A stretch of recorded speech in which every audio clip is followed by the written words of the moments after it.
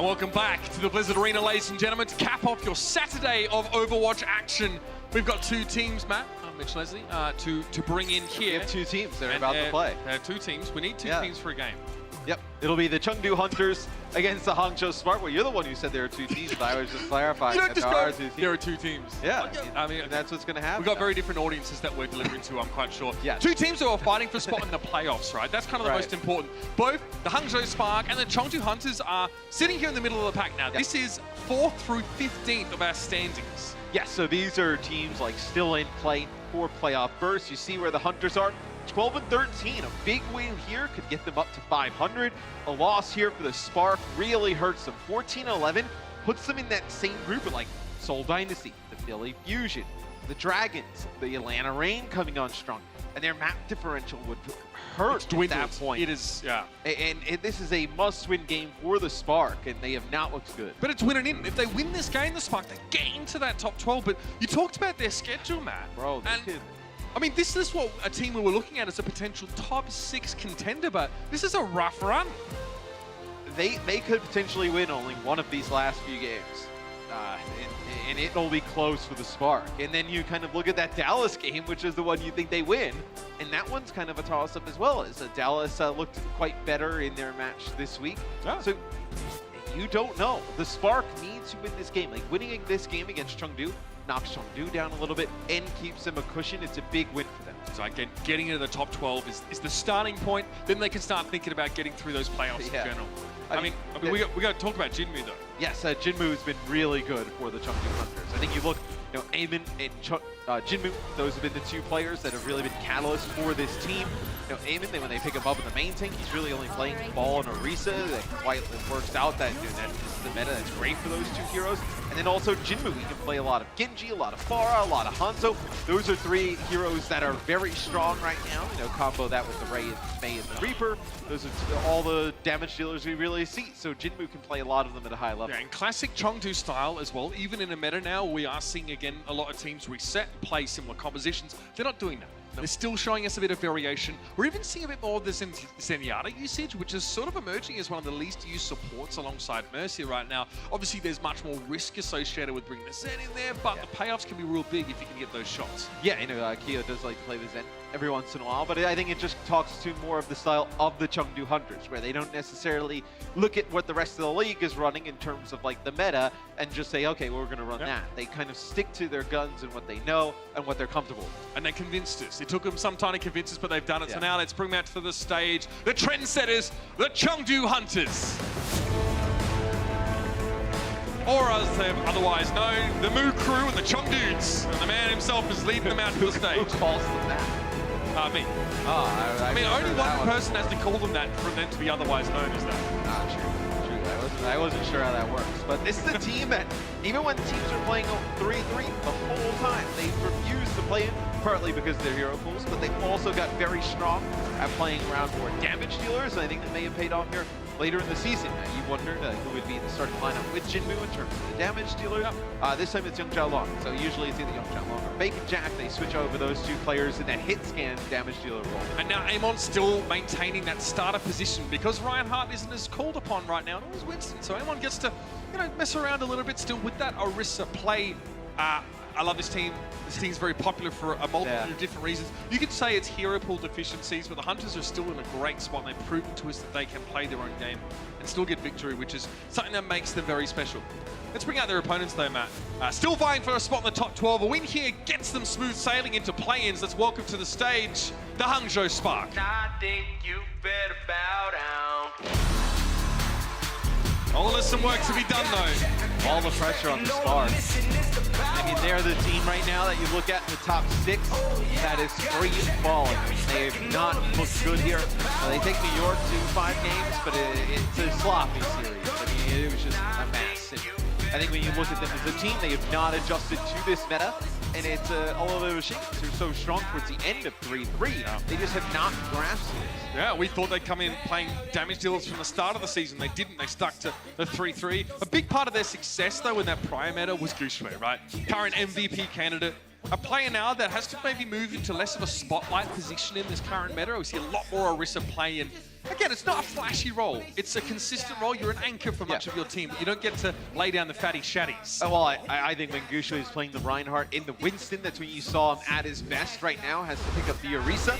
He's not a bad Orisa. I think it just takes away from some of the game-changing plays he was able to make I remember on Winston, the Winston. bro. Oh, the last time we saw Winston play was when the Titans were playing Havana, and they just sort of threw cores into the winds. It didn't work, but I think his MVP candidacy, though, I mean, you look at it, he has been so strong for the Spark throughout the year that if they're able to hold on to a spot in the top 6, you got to consider it. absolutely, he's one of the big reasons why Hangzhou even have a spot Yes. at that top 6 now, while they're still fighting for it. Talking about Orisa, though, obviously, less of a flashy role. For Guxue, solidly middle of the pack here. Hangzhou, Well, I mean, a lot of their struggles have shown that he and the rest of the team are struggling to adapt. I mean, I was going to say, his stats are not going to be great on the Orisa because, you know, it's an anchor tank, like just kind of playing stationary, and their team is just losing tons of games, and they're not really losing them close outside of their previous match. So you're going to see not the best stats represented for Guxue there, but we can take a look at the map set presented by Toyota. It'll be Ilios, Hanamura, Kings Row, and Havana. So some maps that you could see a lot of different variation in terms of damage dealers here. Yeah, I mean, yeah, there's a chance on Hanamura. We might even see some Genji play. I mean, Havana definitely feels like it can be hit scan oriented, especially when you have Chengdu here, when they bring Yang Long to play.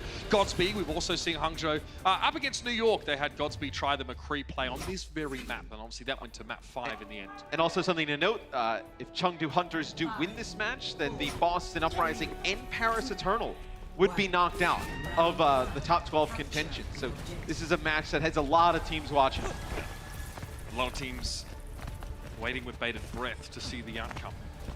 Chengdu are the kind of team that tend to win when we don't expect them to, and then when we absolutely have them as pegged as favourites, they drop the ball a bit. So consistency is something they are still searching for. Jinmu's already got himself flanked around on his signature Farah pick here. Disrupting as he can. You see Godspeed's actually gone over the fence there. They're pushing towards this far side of the map. Jinmu needs to get some work done. Yang Long is going to be set up on in just a moment as both teams trade their Orisas early. Yeah, and it's going to be hard for the Hangzhou Spark to stand on the point when there's so much damage coming down from the Hanzhou and Jinmu's bar, as Jinmu is able to pick up 2, falls back. The move! I heard that. Now, we get some moves here, but be careful what you ask for, Matt. You specifically requested that sound. I know, I did. That's why I love it, man. Chengdu here. Got to set up and solidify on the point a bit more. It's a tough world out there for Godspeed. He's not really favoured in a head-to-head against Yang Long. In fact, you really don't want to be facing down Hanzhou. And Jinmu has so many ways of breaking line of sight or obscuring vision that he can sneak up on Godspeed without Godspeed getting a clean shot at him at all. Yeah, and they don't have like a Lucio here, a Hangzhou, to like kind of run somebody down. So that's why they switched off of the Mei. They were running the Mei earlier. So Dora will play Hanzhou. As now you do have an advantage in terms of like shield break, let's say, with the damage boost, and that'll be a nano boost that's going to go on a Rhea as Rhea goes into the back line. But That's an interesting call. Dragon Strike moves some players over, trying to get them into Jinmu's vision. Is that a nano boost to keep Rhea alive? No, he was going on a flank trying to like pick off one. Oh no! Down the pit, Godspeed! He had Deadeye! Oh, he was even here. You hate to see it. Yeah, that's a tough one. Jinmu actually gets slept there by Bebe, so he's not able to take advantage of what looked like potentially 2 nice plays. Godspeed switches over to the Widow, just on the kill. Yeah, and it was a, actually Rhea went for the breakup on the res, but Imitel is able to get it. Still point being controlled by Chengdu here. Godspeed spent some time in spawn, waiting for a resurrect potentially. He's actually going to move out as the Widowmaker here, so double sniper locked in for Hangzhou. And this is what Jinmu will do. Notice how he sticks very close to this building. See, a shot like that could be healed up, he can run away. But how are you putting pressure on the Orisa here if you're the Hangzhou Spark? I think that's kind of your question. Like, are you relying on a door to go on a flank and put down enough damage to make a play? I just don't think you can, especially when they have the Moira here. Orisa on this map is hard. You need to... Getting rid of her is very difficult. Amon has to go on the other side of his barrier to avoid the blast, but Elsa is finally removed here on that Diva. It's going to be a Coalescence now. Out for the backline. Kyo going to try and pressure that shield down. Now, you can't protect yourself with Orisa from a Coalescence, so maybe he was hoping for some extra pressure. But it might be up to Jinmu to make the play here. Yang Long is now down with Kyo missing. Jinmu would be better served saving that barrage, and well, he won't be given a choice. And I think if you're the Chengdu Hunters, you decide to switch composition off of this with them running double sniper. It's a composition where you can get some value out of like dive heroes. Let's say if you want to play a Genji here, yep, they're going to make the change. Doomfist? So they're going to use Doomfist Sombra. We can take a look at Godspeed. Yep. Doesn't appear like it was knocked off. Nope. Definitely. Walk the plank! Walked off. Put him in the brig. Brig jail. Again. Interesting use of the Deadeye there. This will be the walls used by... You're saving that one for Hades when he rocks up in the underworld. Like, what's up? But now they're very susceptible here to get dove on the Hangzhou Spark. And with only one fight needed for the Hunters, this is a really good switch. Jinmu has a couple fights here to try and get value. Just, try and trade up. Get a 2-for-1. You need one fight. I mean, you win one fight, you're good. I mean, that's really all it comes down to here. They get a hack on Aria. Flanking around here, the Wrecking Ball for aim on the classic Chengdu Hunters control composition. Jinmu takes a clip on the ears and Adora finishes the job. He doesn't quite have a rocket punch cooldown to get himself across the gap. Godspeed is going to be just fine here. He needs a lot to keep him up, though. I mean, he's getting the Mercy Pocket. Maybe actually hits him with a Biotic Grenade. You do have 62% here, and counting. Jinmu now switches over to Genji. I think the Genji call is a bit better here than the Doomfist. I think Genji a little bit better at trying to track down those snipers. This is annoying for Yang Xiaolong. He has EMP. He wants to secretly get into the back lines and use it, but now that Godspeed can see the Sombra, which is visible, so can the rest of the Spark, there's just no point going for it. Both supports here for the Hangzhou Spark playing very spread out. You want to get at least one of these support ultimates off when this EMP goes down. Hangzhou knows exactly what's about to happen. Even if they can't stop it, they can prepare for the worst. Yang Xiaolong, where does he use it? He goes for it now. Adora, Guxue, Bebe, all hit with that EMP. They're trying to follow up with the Coalescence, and it works out well. The Sombra pick starting to pay off here. Yang Xiaolong's hit with a Biotic Grenade, but he can get back to the health pack. With Guxue brought back to life, that's the real hope that Hangzhou have to pin themselves on. But they're in disarray currently. Jinmu's found himself into the back line here, but he gets hit with a Biotic Grenade on the way through. With the Ultal going down, and Godspeed getting a close range kill. They flip the point. The Hunters need to push through here. They've got control. Just keep the Spark off. Job done. Zaven lays down the minefield in the choke. They're able to flip the point. They end up using the nano boost there onto Adora on the Hanzo to try and pick up some extra damage as Jinmu on the Genji and the Doomfist didn't really make a huge impact there towards the end. It was really Eamon on the ball who was able to set things up with Yang Xiaolong's EMP. I saw that wink, Mr. Cameraman. He's looking at you, fam. That was a 3 versus 3 scenario where Chengdu actually managed to win the point. I think you pointed out really astutely that the minefield from Amon was the big killer for the Spark there. They were on foot, couldn't get back to the point in time, flipping the point during the fight. That's really what was backbreaking for Hangzhou. Close match though to start things off here. We're gonna head over to Lighthouse and we're gonna see a mix up from both teams. Jinmu on the Doomfist. And that's actually been his second most played hero throughout the stage. They use a decent amount of Doomfist. The Chengdu Hunters is Hangzhou. They'll have a dive of their own with Tracer and Sombra as the damage dealers. And Chengdu, they're pretty prepared for that. They come out with McCree. Yang Xiaolong conditionally safe, sat on the high ground, save for the pressure that... The Zen as well here for the Hunters. Guxue Wrecking Ball. Everything here, this is great. So, Jinmu moves to the point here. He's going to try and capture it. He's going to be backed up by Amon there as well. Yang Xiaolong, he's dicing with death. You're living dangerously out there, fam. Godspeed runs him down. Obviously has to give up the high ground and try and assist with the point, and it seems like Chengdu just split themselves a little bit there, Matt. Jinmu and Amon on the point.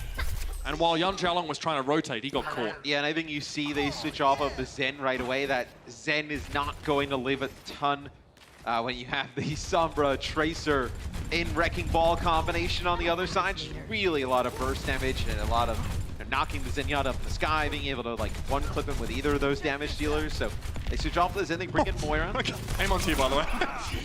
Rolls back up onto the point. Godspeed, he's hacked. Can they chase him down before he has a chance to recall? They can! Livestock stonks her up as the Moo Crews tear it up to begin the fight. Jinmu looking for a rocket punch, but it's long range and questionable at best. He gets to the point, that's where it needs to be. Uppercut. Maria able to dodge it there, Jinmu. I thought he was going off the side. I mean, yeah, he may not be able to get back with Seismic Slam, had that been the case. Yeah, I don't think so. He'll get set up on the high ground so you can get a really fast rollout.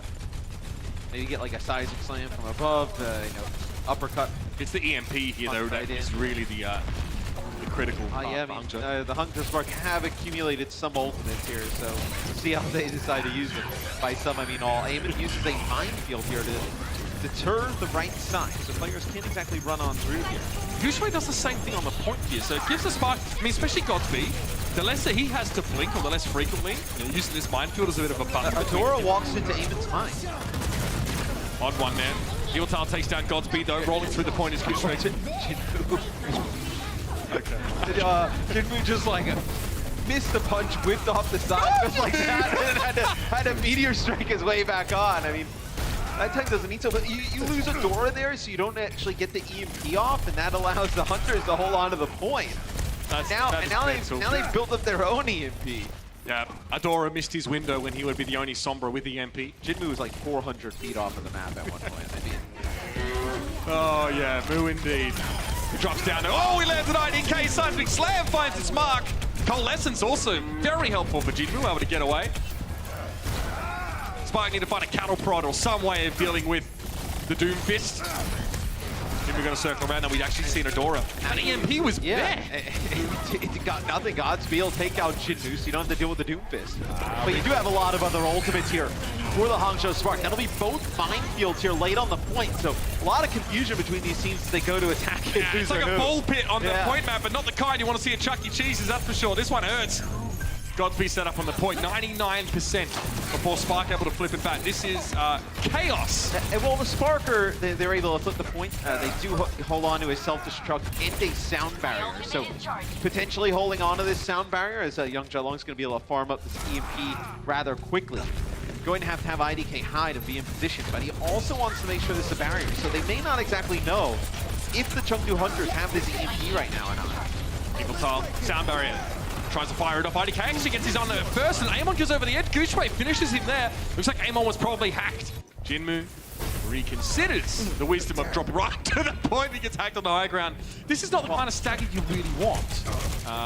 No, it's not. But, you know, they end up using their sound barrier. You hold on to your sound barrier in Coalescence, in your EMP. So, although you will have all 6 ultimates here available for the Hangzhou Spark, you still have the important ones for the Hunters. Really just that EMP plus the support ultimates on the table. It's really hard to track ult economy here and predict based off of it. Because teams are holding them or using them frivolously. Young Jalong only gets 2. Godspeed wants that finish on Jinmu. He's not going to get it. You have to be patient now. Here's that Coalescence coming out. Look how low Amon and Jinmu are, and they get Amon again. The core of the Hunters now taken out of the picture. Elsa goes for a self-destruct on the point. There is a minefield there from Guxue, though. Kyo batted up into the corner. Biotic Grasp used to try and prolong his lifespan, but it's unlikely that's going to do too much. He falls. Rhea chases him down. Godspeed looking for Jinmu and no one else. Trace a very slippery tap to get a punch on. Now Godspeed has a pulse bomb if he needs it. Might just be used on Elsa here to get rid of that stall factor. Elsa has to come back as he ejects. He's going to get hit with a bomb taken out. And that's overtime for you. The Hangzhou Spark fire back here early. And Ilios hangs in the balance. And I will say, I think the Hangzhou Spark look much better when they play into this dive type of competition. Godspeed. Yeah, they're really getting creative out there. Without it. They do look much better when they're able to play this type of style. I don't think they've looked great when we've seen them go up against other teams that, like, whether they need a Widowmaker, they need like a Mei and Reaper composition. But here against the Hunters, where the Hunters are going to play what the Hunters play, they can get away with playing some more dive style, and I think it's looked good. Yeah, it's almost as if Chengdu playing a certain way enables Hangzhou to deviate without a doubt, from the mean, get away from that Reaper Mei, or maybe just the Reaper here. As Adora has a Frosty Lass all locked in. See a TP thrown out by Godspeed. We'll be switching over in just a moment to the Widowmaker. We have a Widow head-to-head here. Young Jalong will be vying for supremacy with Godspeed. Yeah, and I think the more interesting part is that you have a Risa Roadhog on one side against Wrecking Ball Diva, and then you have the Mei versus the Sombra as well. So how do the Hunters play around the Mei Roadhog in the Batiste? Like a lot of CC, a lot of like just survivability with those heroes. Godspeed fortunate to actually use the grapple before he was hacked, otherwise he would have been sat there like a potato while Jinmu was just ripping into him. Hook, good hook, but the sleeve was even better. Nice by Kyo. Keeping Young Xiaolong alive.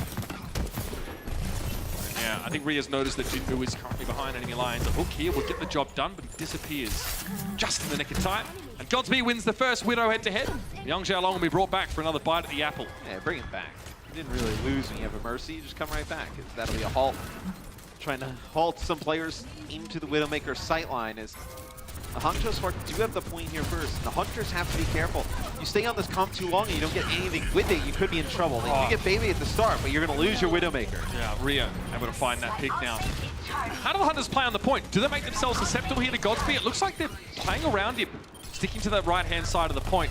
But the Spark are in control right now. With that aim on, how are they going to assert themselves? Yeah, they're just kind of like face rolling into the Roadhog May combination, which obviously not a great idea. So they'll bring in Bebe now. It moves away from Zenyatta, goes to Moira. So we kind of think, I think this change tells you that they believe, yeah, that'll be Young Jalong today. The change to Moira, I think the Spark believe that the Hunters are going to stay on this. They're not going to deviate from this because now you bring in the Moira, which makes this comp even have more staying power. Yeah, the Zenyatta was definitely a key vulnerability. No Widowmaker around right now for young YXL. Guxue down early. That's a great start. Get rid of the Orisa.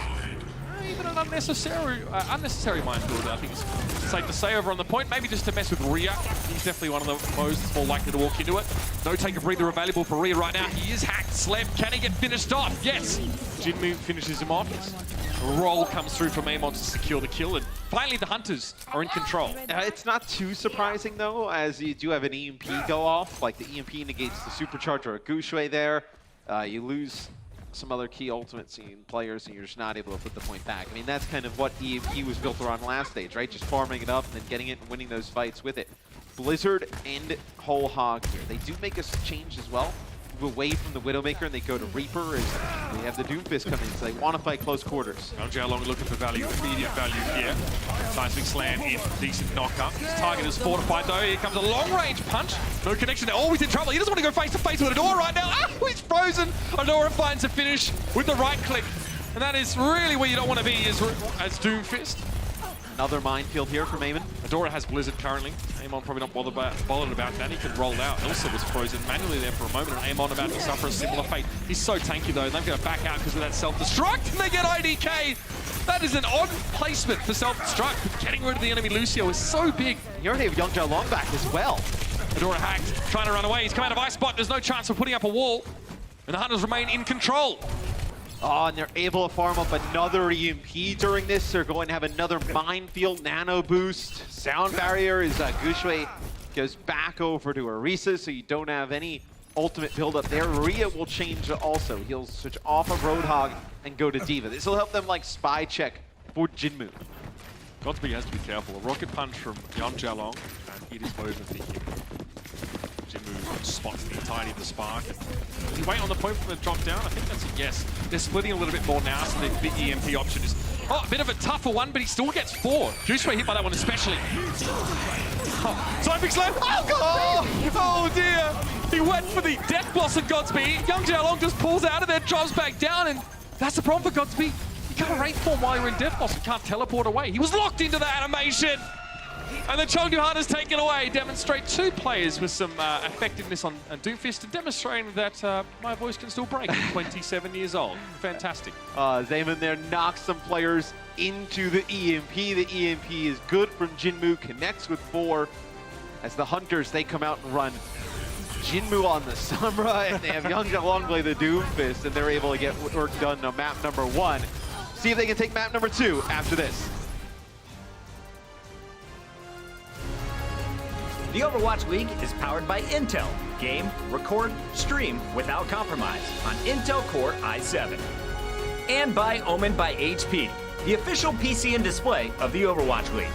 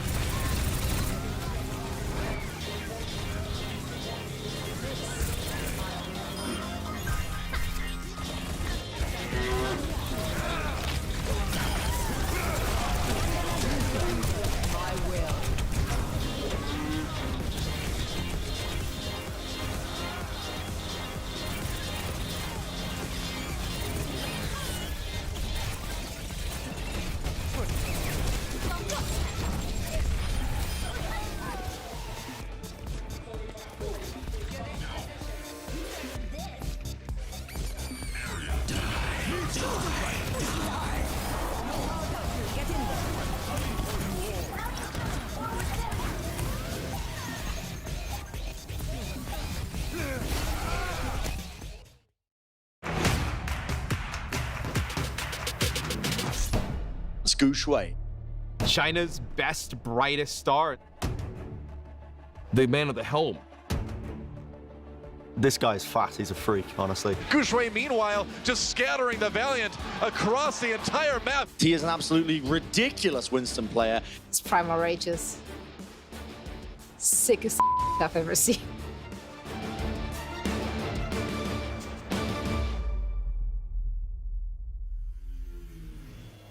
Guxue was a strange addition to the Hangzhou Spark when we first saw him. No one really took the Chinese Overwatch scene seriously at all. China doesn't really have the most talent in the world. And then I think everybody knows him now because of his Overwatch World Cup performances. This dude is phenomenal. And everyone's like, we have to sign this guy. 为了第一次进入 OWL 这个联赛舞台的，觉得很激动、很开心吧。 But on a team that mostly speaks Korean and him being a Chinese speaker, would he be able to sort of synergize with the team in a way someone that spoke the same language? Nobody really had large expectations of Guxue until they had fixed the fundamental communication issue. 主要以前在中国的时候，一般自己比较喜欢打亚服，然后亚服有很多韩国人，然后我就会一些基础的韩语嘛。 我的韩国队友会教我一些比较难一点的韩语啊，会跟他们有了很好的沟通。Now that we're finally seeing the team click, Guxue has revealed himself as the championship-level caliber Winston player that we all knew he could be. The latent effects of Adora's rally really helped Guxue stay durable. I knew he was meant for greatness. His nickname in China is the Primal Blade, and that's because his mechanics on Winston are just exceptional. He's known for being a very aggressive Winston, and then he's especially known for his use of his ultimate. Every single time he's popping his ultimate, I'm just beyond impressed. He is the most aggressive Winston we may have in the Overwatch League. 一般看到别人把别人打残了之类的，都会想尽办法一定要把他杀了。 He is a ridiculous player. His Primal Rages, I've never seen a player who's more mechanically skilled, I think. How badass is that? That is just ridiculous, right? This guy is an absolute legend. The Hangzhou Spark have broken our expectations of what a mixed communication roster should be able to achieve. And Guxue is a huge part of that. I definitely think that Guxue is the most valuable player on his team. When he's on the roster, they win. When he's not, they lose. That's value to me.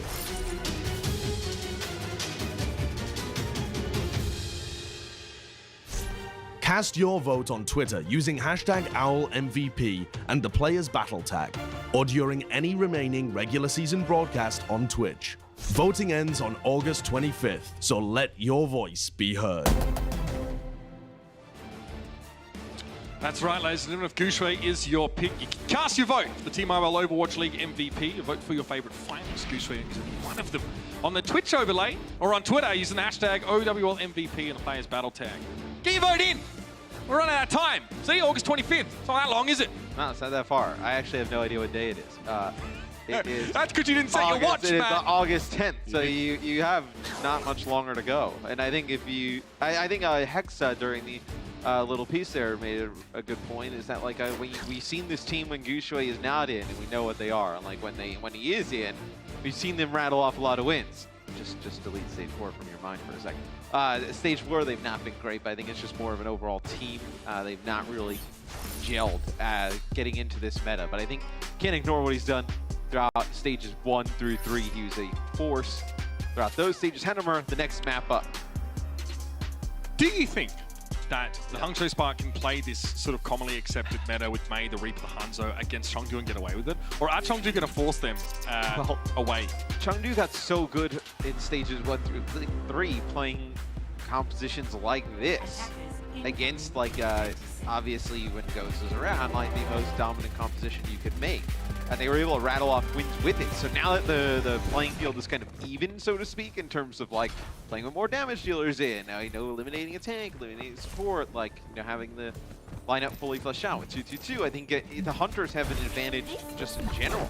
I'm interested to see what the Hunters they run against this, if they decide to stay on the ball. If they decide to stay with the Genji here, it'll be very interesting. And I think also very telling of where both these teams are at. This is a composition that wants to close the gap. The rest after that, you probably know how it goes down. No Sombra here, so we're not going to be pairing EMP with Chengdu. There is an Nano though, so Nano Blade is definitely on the table. Goes even well, but hey. Okay, they're committing anyway. They lost to Lucio, they're still committing. Again, they don't have a speed boost, they still do have gap close abilities. So they jump in here. But you are able to have the healing from the heal here at the Oh no! Hangzhou Long, that is but nasty. Even if they lose like this fight, they're still picking up enough kills to like kind of come in on the stagger. Like you see Eamon's still in there, they have Evital back in. They don't stop. Oh! Eamon went over the edge! he did not stop. That was the problem there with Eamon. He did not stop. Just got a glimpse of it on the mini-map. I thought he was chasing up, he overshot. Elsa remixed for some reason as he finds that he's going to make And now he's staggered even more. And, now he's in a world of trouble. So now the Hunters can get a full reset. Any type of progress of like staggering players and taking advantage of spawn advantage, like I mentioned, is completely out of the window now. This is what happens when they knock it out of Fenway Park, I guess. Peace! I like to go fast. You just never stop. Well, the Chengdu Hunters got small percent. They definitely gave a lot more than they gained themselves, though, and Amon is not going anywhere. So Godspeed comes back here, a little bit of adjustment by the Spark, and he switches to Sombra. So they put away the Hanzo, they come back with Sombra. The Sombra very good against Wrecking Ball and Doomfist. So right there, Eamon tried to roll in, make a play. He gets hacked and frozen right away, not able to grapple on out. Hunters are building up towards their ultimates, but the Spark have also not felt like they've had to use theirs either. Another dive goes in. Hangzhou Long took a wrong left turn at Albuquerque, and he gets frozen up. And maybe somewhere a bit more northern. Something like the Yukon. Either way, he's frozen, he's dead. And Godspeed already has a EMP, so how are you going to use this EMP? Do you use it to potentially counter a Nano Blade? Like if they pop the Nano Blade and they come on in, do you decide to use EMP at that moment? So this attack looking pretty bad here for the Chengdu Hunter. You can shut down Amon and Hangzhou Long simultaneously. You gotta know that, you know, people are going to be following Amon in. So if you just stand where you think Amon's going to end up and you hit a fat EMP, then you probably hit who you want to hit.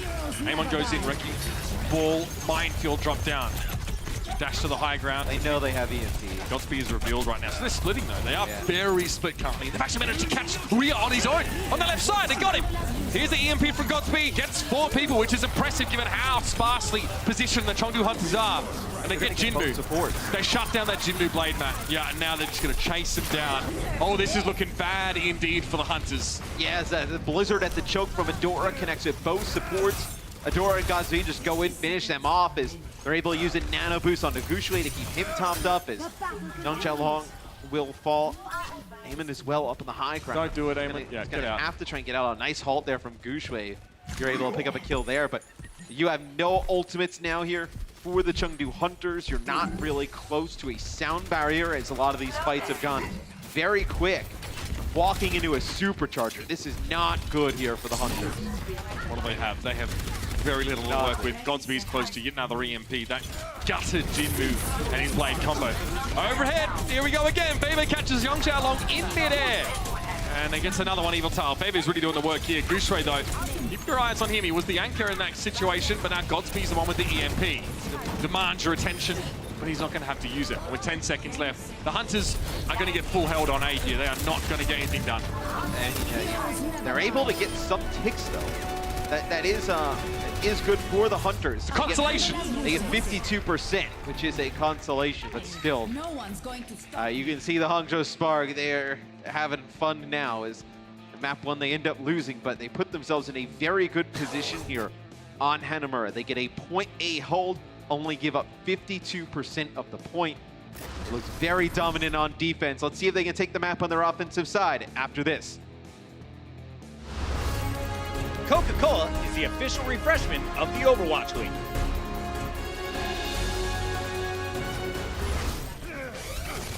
Heroes never die.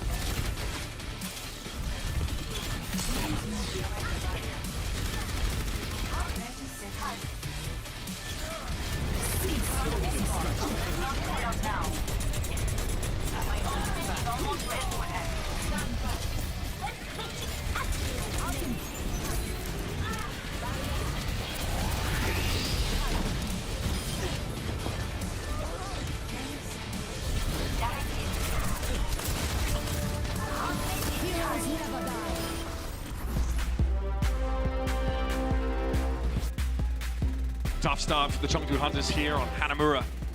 Full held by the Spark. And, well, credit to them, they tried a bunch of different things. We're coming up tomorrow, 12 p.m. Philly Fusion, Vancouver Titans. Philly still trying to get into those playoffs. It's going to be on Twitch, ESPN app, and Disney XD. That'll be awesome. Vancouver has a chance to potentially clinch the Pacific Division tomorrow. Philly trying to play spoilers of that also be a big win for their playoff lives. The Hunters on defense will play Widow Pharah. In terms of their damage dealers, we'll see what the Spark decide to do, as it looks like they'll switch to, they're going to keep the Reaper in play at least. They'll keep Reaper in, they'll play Reaper Genji, which is an odd kind of, I mean, they are both like, I guess, in a world flankers, but neither do much to Pharah, Matt. Yeah, usually not. Well, I think with the comp they're playing, they're really relying on Rhea to just get rid of the Pharah. Oh my Godspeed just teleports up to the high ground, just deletes Young Jalong. Young Jalong obviously didn't have enough time to respond to that. Wants to be still lurking. It's not Mr. Logic, so the way he... We've seen moments like that from... Eamon's in trouble! Who's going to help the man? Puts his shield up, very clever. There comes the healing. I mean, he and Elsa are both very low, though, and you can see Evil Tile doesn't have line of sight. He can't really get there. Still Q is able to get rid of Adora. But now the Hangzhou Sparks should be able to convene here on the point. Guxue getting 3 kills on that Wrecking Ball, and something that suits his style much more, I think, than that Orisa. And that'll be enough. Job done. And it's going to be a tie heading into half-time at 1 apiece, Matthew. Yeah, as the Hangzhou Spark look much better when they can play a little bit more of a faster-paced, divey play style. You can see IDK, I think, talking to Rhea here is just kind of getting on the same page going into halftime. What they want to decide to do coming out of that. They know how important this match is, and they're able to take map number 2 in commanding fashion, holding the Hunters to 1-1 at the half. We'll see you in a little bit. The Overwatch League is powered by Intel. Game, record, stream without compromise on Intel Core i7. And by Omen by HP, the official PC and display of the Overwatch League.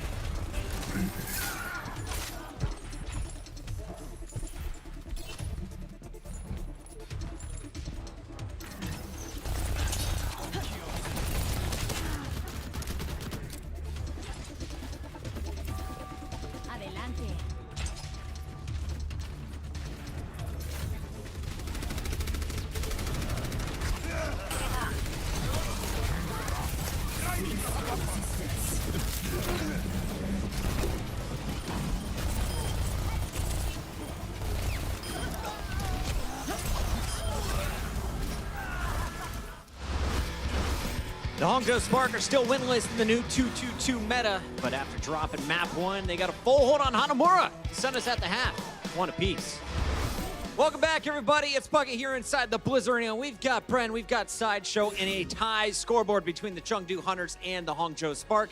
And coming into this one, we knew we were going to see two bubble teams. Of course, the Spark, they hold that top 6 spot. They're currently guaranteed a position in the playoff bracket. Chengdu holds the 12th spot, meaning their hopes are still alive for the play-in bracket to eventually get to those playoffs. But a lot of things could still change here in this match, probably the most important of the day. Oh, absolutely. I mean, so many playoff implications for this. And there's a lot of other teams will be looking at this match and hoping that the Chengdu Hunters will win. Most teams want the Spark to slip out if they're aiming for top 6. Most teams want the Spark to win and the Hunters to drop if they're aiming for top 12. So it depends which side of the fence you're on as to who you're cheering for. Got a lot of haters today, but let's take a look at some of the highlights from our first map. Of course, coming in, we knew today we wanted to watch Among, we wanted to watch Jinmu, Bren. Yep, and they impressed, honestly, as well. I was a bit disappointed with the Hangzhou Sparks performance as well. I think there were some sloppy moments from them.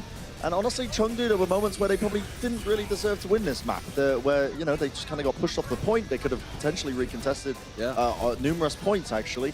But across the board, I think this is what we expected. We expected Jinmu to just kind of int into the backlines a lot of the time and get a lot of value out of his pocket picks. I was really impressed with Guxue when we actually went over to this Lighthouse pick. He was able to get a lot of value done on the Wrecking Ball. It's not normally a hero that we associate with him. He's a great Winston. Yeah. Ooh, that one hurt. Proven to be a fantastic Reinhardt, but he got the better of Eamon on that particular stage. Well, I will say as well, Guxue, what I've noticed, one of the recurring issues, I think, for the Hangzhou Spark in their previous matches is often Guxue getting left out to dry, I think, more recently.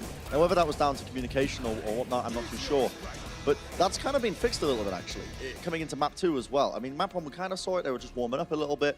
Chengdu obviously take the early lead. But map 2 was really where it started to show, and they got a bit of an early edge. Josh, the Hunters did take map 1. Who was the biggest difference maker in your mind? I think it was probably Jinmu, and the reason for that as well is that when you saw him playing on that final stage, he was actually playing the Sombra, which is a really weird pick for Jinmu, and that was part of what was able to throw the Hangzhou Spark off their game. It's not really a meta pick to play the Sombra into Mei Reaper. Hasn't been working out for most teams, but we've seen a bunch of Sombra played so far, and it dominated the Hangzhou Spark's kind of ideology when we went onto the Hanamura.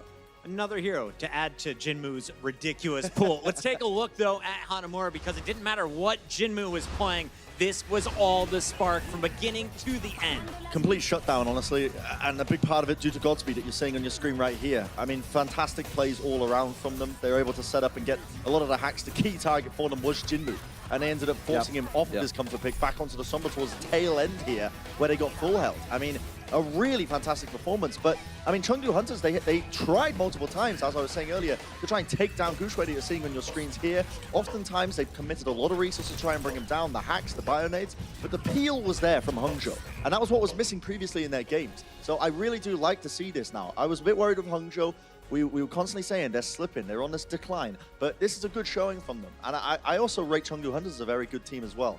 I think it's a bit different, though. Hangzhou Spark are really struggling against other teams that are very good with the meta, but Chengdu aren't playing the meta. They're playing weird stuff, and Spark have got enough intelligence to be able to shut down what Chengdu are running. So what we've got is a weird blend of styles here. A team that can't really play the meta well, but is pretty intelligent, and a team that refuses to play the meta, but is very skilled. It's been absolutely entertaining, but we should touch on the Spark struggles. As you mentioned, Bren, this team has been on a bit of a downward decline. Let's take a look at their numbers, because remember, they were as high as 4th place in our standings. Stage 4 has not been their best. Yeah, a bit of a shame, really, isn't it? The 3 losses so far. They really need to be racking up their wins. If they win against Chengdu today, huge news, not only for them, but also for the Valiant as well. If you're a Valiant fan, you want to be cheering for the Spark right now.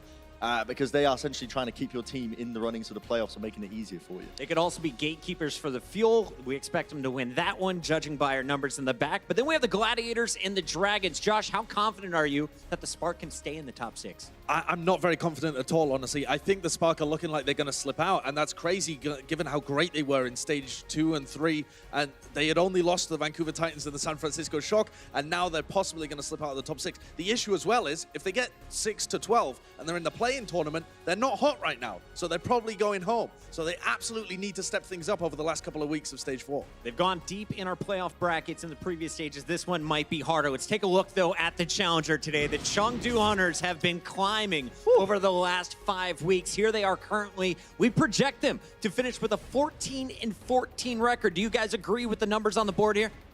I'm yes, not too sure. personally. I don't know if I would. Why? What do you because think? Chengdu are like the upset team. You don't really know what they're going to throw out at you. Honestly, Sure. I wouldn't be surprised to see Chengdu win this game. I had them predicted against the Spark. And also, like, who knows? Against the Shock, who are currently the strongest team, they've been known to throw teams off of their balance. And that's a prime example as well. I think, I don't know what it is. There's something in my tea leaves this morning. I'm just feeling a bit Josh, iffy argue about with this man. Yeah, I mean, I think the Chengdu Hunters will be easily read, actually, by the San Francisco Shock, and maybe even the Outlaws. I'm on the exact opposite side of the fence, especially when you're playing into Dante on the Outlaws, who loves to play Sombra. Sure. That's exactly the same kind of stuff that you just saw the Hunters really struggle with on Hanamura. So I would say, even though the Hunters are looking excellent to keep their top 12 spot, they still have a lot of work to do. One real quick thing I want to touch on with the Chengdu Hunters. Very impressive the fact that they've come into this season. They haven't played the meta. They didn't play Ghost. They didn't play Triple Tank, Triple Support, and they're still potentially going to make playoffs playing their own style. I love that. I think it proves that you can play what you're good at. These pocket picks. There's a couple other teams as well in contenders. Clockwork Vendetta comes to mind as well, who do the exact same thing, and they made it pretty far as well. So I love that they're breaking the meta. Well, we'll be talking about our official power rankings later on the post show. Bren will tell you exactly how high he has the Hunters and how low he's got the Spark. That's coming up way later in the show. After this, though, we got a big Game 3 for you.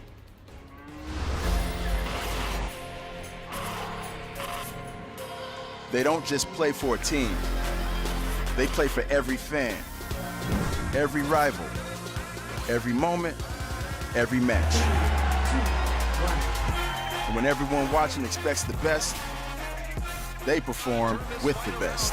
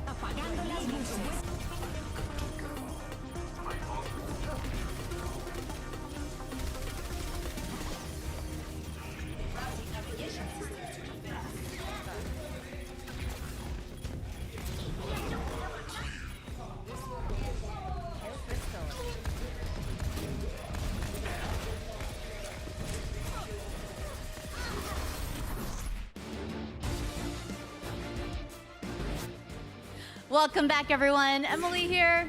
Now, we all know the Hangzhou Spark had a rough start this stage with consecutive losses to the Atlanta Reign, Guangzhou Charge, and NYXL. The Spark told me the Reign and Charge were tough teams in this meta, but the Spark felt like they were really finally finding their footing against NYXL. All of the players were happy, and the Spark think you'll see some major improvements today as they plan to focus down on Jinmu and Amon. On the other side of the stage, the Chengdu Hunters have been shining in this meta and are so ready to beat the Spark. Their GM Balong told me a win against Hangzhou would mean a lot to them because Chengdu has only been able to beat one other Chinese team this season when they took down the Charge. The rivalry is real in China, and Chengdu are looking to prove themselves. We'll see if they can take care of business in the second half. Mitch and Matt, back to you. Yeah, thank you very much, Emily. It's crazy to think that, you know. For Chengdu, they've gotten many wins, 12 wins over the course of the season. But against the other Chinese team, though, they're only able to get one. And these obviously mean a ton. I mean, it's like when kind of like their major rivalry games, right? So to win these, also you have a lot of the players that are going to represent Team China at the Overwatch World Cup on the stage. That's right. Jinmu, Eviltal, Elsa, Kyo, Guxue. So some of the best players in China on the stage here. Yeah, that's right. I think it's only, what, Leave? That's not one Leave of and these I think teams? Happy or Eileen? Eileen, I think. Eileen and Leave, yeah. So Leave, obviously, not representing some of these rosters. Yeah, that's right. So we haven't seen much of him so far, but that'll be great to see how they shape up for the World Cup. But let's talk about this match. Chengdu, I mean, map 2 was just a blowout. Absolute. This is the classic two-sided coin that is the Hunters, though, Matt. Yeah, I mean, if you're a Hunters fan, I mean, these are the games you're used to, right? You look good on map 1, and map 2, it's over before you even blink, and then you know, you come back and you play strong the rest of the series. It's just it's up and down, but I think that's also a product of how they like to play. Like with the style of play they like to use, so some maps it's good, some maps it's not. I think it's a very up and down play style. Some of you're gonna have to deal with the bad, but you also get the good, right? So we've seen them do nice things on King's Row. They get the Farah. I believe against NYXL they were really showing that. That analogy there is also why they've had 3 map 5 games already this stage, because that's just kind of the way they play. And they do telegraph their intent to their opponents quite often. Like when you see Doomfist and Genji and Wrecking Ball, you have an idea of A, where they're going, and B, what they're trying to do. So, you know, the Spark had time to switch. We saw that switch. Sombra really shutting them down. But the Hunters will be on the offense first, and the Spark go with, you know, what we consider to be pretty classic for this current composition. No Lucio, they're defending, so Batiste, Anna. Batiste, Anna, and then you decide between whether like Reaper or Hanzo when you bring in the main, and then decide between Roadhog or Diva. The Hunters go Zen again. They go McCree and Hanzo. A lot of shield break for the Hunters. Yeah, a lot of you know, so insta burst potential there as well with Hanzo, McCree, even Eviltal and Batiste, but mostly Kyo. So it is a matter of keeping Amon alive though. Without Amon, they get smashed. Yeah, and they're relying, getting a lot of value out of Immortality Field with this as well. That time they put it around the corner, it just times out. As the damage comes down from the Hangzhou Spark. So effectively, Immortality Field is healing. It's going to look like that based on how much damage you take. So it's something to bear in mind. There's a lot of tools around here for both teams to get value out of those Batiste. Holt comes in, but look at Guxue. I mean, that pick on Eviltal, don't even know if he was going from there. Doesn't matter. Kia response. So that's a Zenyatta now at work, right? That kill potential is there. And the Discord Orb really making life very hard for Ria. We're going to get a tick here. Flank there. Yeah, okay, for a moment it looked like Bebe was going to try and wrap around the other way, but they're ready for it. Ria comes in with a hook, Immortality Field helping a lot. Young Xiaolong has to get rid of the field before he can look for Ria, and it's not quick enough. Just as the field goes down, Ria finds the kill, and he's in position to do a heck of a lot of work here. Yes, Jinwoo's Dragon did force the Hangzhou Spark off of the point, forced them into the back corner. They're not able to get the point off of the back of it, so they'll have to back on out here. Ria did get the effects of a nano boost there, able to help him stay alive on the point. So let's see if they can get another hold here. You got a full hold on Hanamura pretty much from the Hangzhou Spark. Can they do it again here on King's Row? Hold there was used. I think Guxue went very high. Amon, sorry, went quite high up there. He used the fortify. Kyo and Yang Xiaolong are down. And Godsby actually getting the Zenyatta pit. Not very mobile, even though he's floating around. Good biotic grenade there to save it at the end. Exo boots save Eviltal there as he gets enough air, but eventually he'll be cut down. The Hunters need to be careful, Mitch. All 6 ultimates here. They got to get good value out of them. They can't be messing around like this. In trouble. A lot of value from the Amp Matrix here. If you can get it where the McCree in the Hanzo can shoot through, you can really bust down an Orisa shield pretty quick. The Spark better be ready to fold back around behind the hotel on the left-hand side from this perspective. Okay, well, just pick off the enemy Orisa first. Godsby, you saw there was a lot of involvement in that kill. Bebe also in battle Ana mode. We've like hardly really seen, like we've had one real fight. Everything else has just been one player from Chengdu getting picked off with like a hook combo or Godsby taking them out. That'll be Supercharger here used by the Chengdu Hunters, so this will buy them some space to get them around the corner. Ria didn't need to take a breather there. He was still on the safe side of the shield. He just didn't realize it. Ooh, and then the Amp Matrix here. It's very difficult for the Spark to come there around. it is. They had to wait there. They had no choice. Either face the Dragon or face the amplification matrix with Yang Xiaolong plinking away through it. Nice work by Chengdu putting the Spark in a position where they just cannot win. Yeah, really nice setup. Like you mentioned, they came to the first corner over by the point. They dropped the Amp Matrix, so no players want to run that way. Jinmu just doubles back, shoots the Dragon Strike through the wall, and knows exactly where they're going to be playing. And at that point, if you're the Hangzhou Spark, you just stand there and just wait the respawn. The win rate is like 0% in that scenario, I'm sure of it.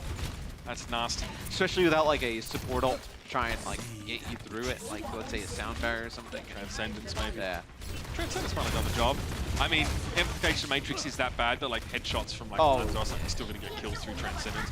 Okay, that shield didn't last long. Guxue shield cut down. They're going to push forward anyway. They're going to get aggressive. And now the Transcendence. That's what the Hunters want. They want the Spark to push straight into them. The his Immortality Field is taken down. Chengdu, I saw Zenyatta go in the opposite direction. I had to back away now. Kyo uses the Transcendence when the Nano Boost comes onto Guxue around the corner. And then maybe like a few seconds after that, Adora just drops down the Blizzard and he ends that long moving the card. Ain't gonna be for long here. It was taken out, but really good timing on the Blizzard there by Adora. I like that, the way the fight started for Hangzhou. As soon as they lost that Orisa shield, they realized we can't stand here now. We have to go forward. So they use the Lucio speed boost. The Gambit pays off there, even with the Transcendence in play from Kyo. Doesn't keep them alive. And that definitely reminds me of the Beyblade era, where we had speed-boosted Reapers with Zarya bubbles going forward and getting it down on their own. Yeah, players split up here with a Mei wall, but looks like Hangzhou decides to back up. Anyway, I think you're a lot in the position they were playing up close. The Spark were in a dangerous area, potentially for like a Deadeye coming around, but that'll be Jinmu using his Dragon. That'll push some players forward. Guxue. Cut down there. Yang Xiaolong can't see too much, but Amon's doing a lot of the work from the front of the card here. Flashbang to Baby and fan the hammer. So you hold on to Deadeye, so you could use Deadeye as like a zoning ultimate here towards the end. Maybe really scare them with like Amp Matrix plus Deadeye. See if that's even needed. Is the Hangzhou Spark probably deciding whether they're going to be able to make it back and challenge this? I don't think it's point like B attack. Is push. They're definitely gonna. They get a touch here with Rhea. Amplification Matrix thrown up. The wall there, gonna pretty much shut down the Matrix. Yang Xiaolong trying to get a cute little angle, but he subjects himself to Bebe's sleep darting, doing so. Supercharger around them, Deadeye, self-destruct. Again, they're trying to force position from Hangzhou with multiple ultimates at once, and that's Yang Xiaolong catches Godspeed out. So much for that Death Blossom. That would have been nice, but Yang Xiaolong was quick on the trigger finger. Hot hand indeed. Guxue got stuck with the Discord Orb there, and Yang Xiaolong made easy work of him, and the roll out of the Blizzard. Just for style points, Yang Xiaolong taking over the fight. They use Blizzard and Nano here to do the Spark on defense, so they're really trying to fight this as Rhea's picked up Yang Xiaolong. I don't think this is one that you're going to be able to even swing. Yeah, the Blizzard comes really late. It's Adora using Blizzard when he just has him, Rhea, and IDK alive. And now you have no ultimates to work with moving forward. You'll have another Supercharger, another Amp Matrix, and Deadeye coming here for the Hunters.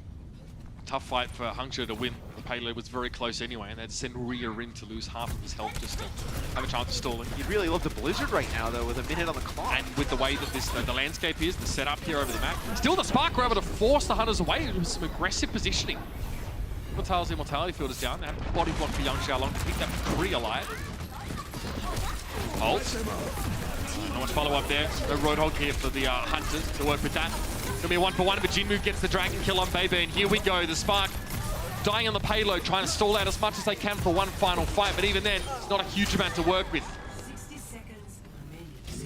Do you get a few ultimates out, though, of the Chengdu Hunters, and you'll be able to get a decent final fight. You'll have a self-destruct to use here, clear off point, and Adora getting very close to another Blizzard, so you built that ultimate up rather quickly. Keep an eye on Amon's shield and when he places it, because if he's able to reposition his shield to protect against the self-destruct, Rhea might struggle to have a look in this fight. Rhea repositioning. Self-destruct goes in first here for Elsa. It gets Bebe. Godspeed going to respond though, getting rid of Jinmu. Big source of damage now missing for the Hunters. Amon's getting a bit chilly. There it is. That's what they were looking for. One of the only real big ultimates that the Spark had to work with in Rhea. It's perfect. Beautiful stuff. That is a Blizzard self-destruct combo there. That results in 3 big kills from Rhea. That Guxue will have Supercharger kill, drop it down. Give some extra damage as players trying to get on the card here from the Chengdu Hunters. Godspeed knew it. He knew Amon would be coming for the payload. He was ready on the Reaper. Amon pretty much just impaling himself on a cactus here, trying to get some look in. Evil steps up, take it down one by one. Be surprised to see a fade here from Kyo, but he doesn't get a chance to get towards the payload, and the Spark hold the Hunters off from finishing the map. Still getting rather close here, but again, Rhea, man, saving the day there on that Diva. Good timing, and of course the combo with the Blizzard was pretty darn effective as well. They didn't have a lot of ultimates to work with the Spark, but they forced some out of the Hunters, and then they got this little perler off. Yeah, this was nice. What do you do? Blizzard there right around the corner as well, connects with 3, Godspeed with 1. We'll be back with the second half after this. Coca-Cola is the official refreshment of the Overwatch League.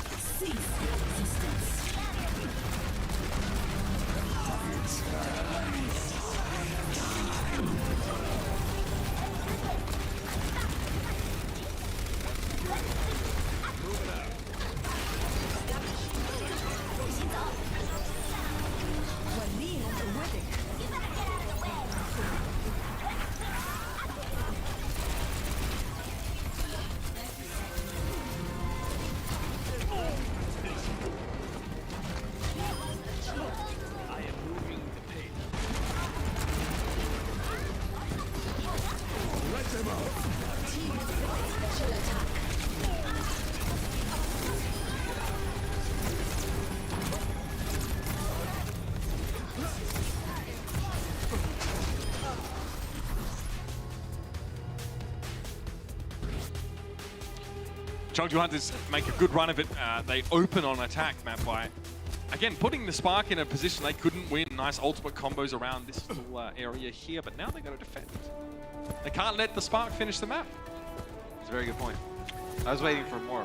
No, I didn't get paid to do analysis. Ah, okay.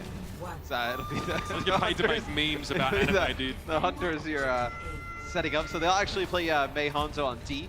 They'll also play Roadhog, so deviating from what they normally play. You'll see the Zen again from the offensive team, so Bebe playing it here for the Spark, as both these teams have opted for Zen on a lot of their offensive pushes. Now the hold here. Immortality Field was very important for Hangzhou to even be here right now. They wouldn't have got through the choke. Guxue was getting run down early. Whole hook blocked off by the wall. Chengdu bringing the main here on defense. That's a good pick. Elsa starts off the fight well. Yeah, halt and hook on the Guxue, so you lose your main tank and you lose the ability to almost move more. The ability to halt players in and then connect with a hook, so you'll have to back on up. So you do have Godspeed still behind Chengdu Hunters. Jinmu's trying to clear it. Oh, they know exactly where he is. Oh! Very nice. Sonic arrow up to the high ground from Jinmu, spotted Godspeed. Godspeed hung around maybe a little bit longer than he should have.